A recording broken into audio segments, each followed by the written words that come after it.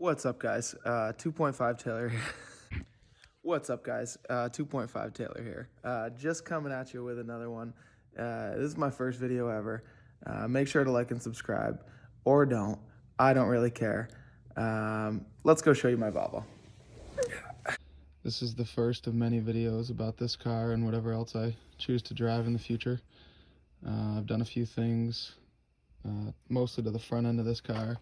I got new struts on both sides.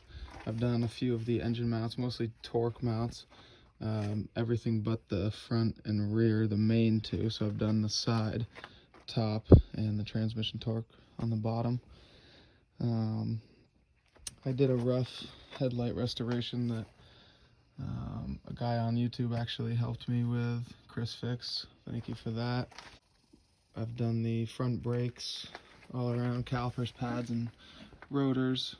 I put the XC90 17-inch wheels on there. New struts, like I said, new axles. I have done the sway bar links,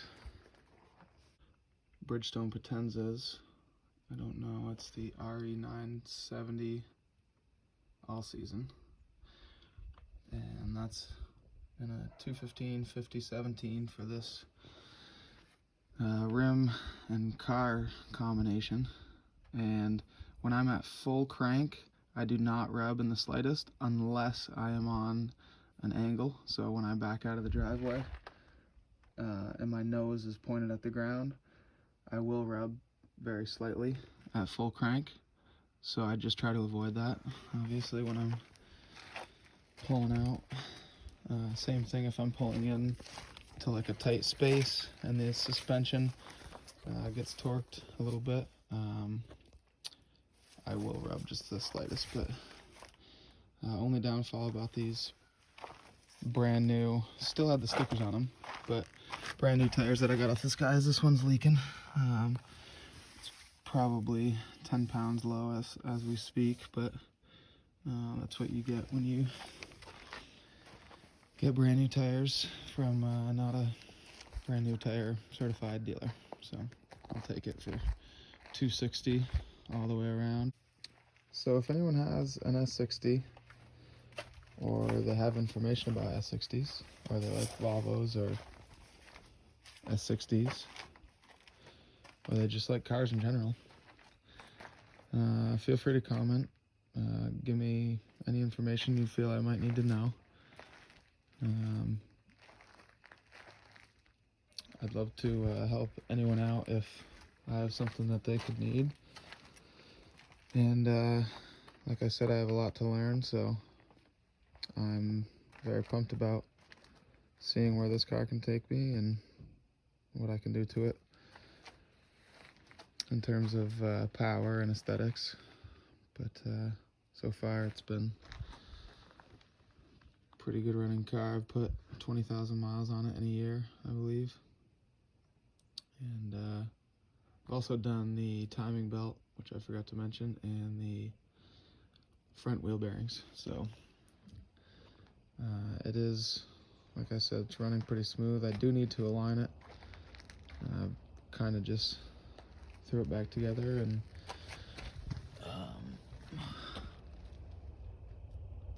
I've been checking my tire tread like a maniac just to see if I'm wearing evenly, and hoping that I don't completely ruin these, but that is what it is, be what it be.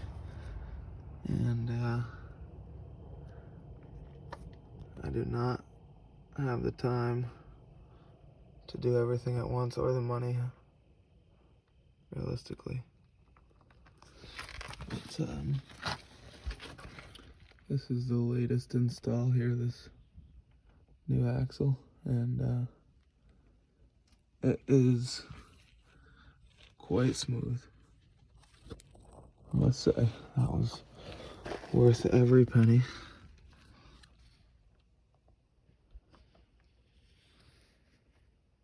But still have a few things to do. Still shakes a little bit. but for the most part, it'll take me down the highway at 100 or so, and does it quite smooth for the first time.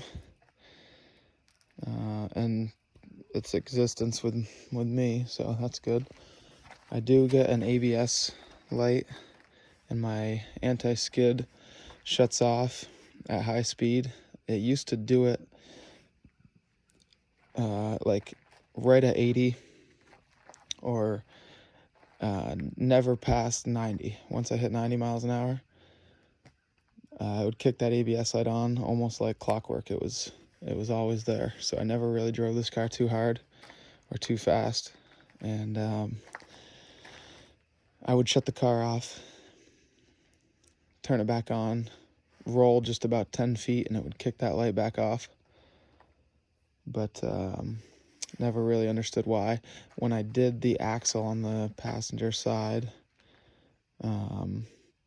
which would be the right side to be specific,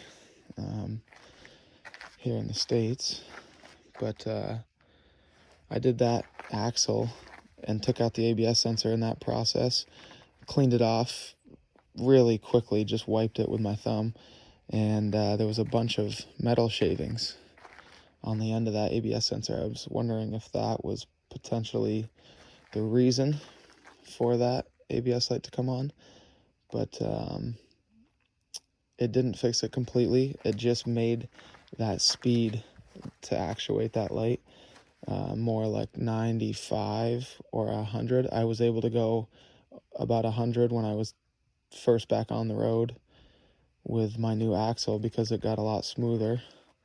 And I noticed that once I was over 90, the light wasn't coming on. So I stayed at 95 or close to 100 for a good 30 seconds, we'll say.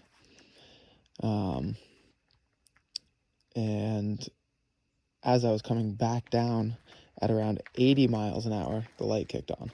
So I feel like that could be the issue, and I just might need to clean that ABS sensor off a little bit better. Maybe clean out that little home that it sits in, that little bowl-shaped area that it would sit in to, do its job, of course. But let me know what you guys think, if you have any ideas, or if you know what that could be right off the top of your head, or if that sounds accurate, what I have found.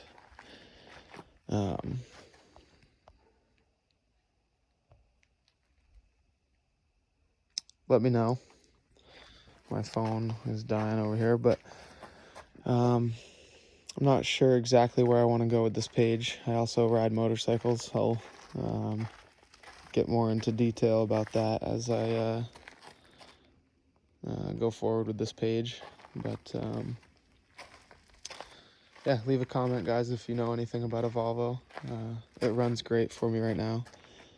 I do enjoy the car a lot. I came from JDM, all Hondas and Subarus before this, but I am kind of falling in love. I also have another Volvo as well that I bought since buying this car because it was a good deal, and it also runs and drives. So I'm excited. Hope you guys are too. Let me know how you feel. Definitely don't, and there's a Volvo that just went by a little while ago, but definitely don't like or subscribe. I appreciate it.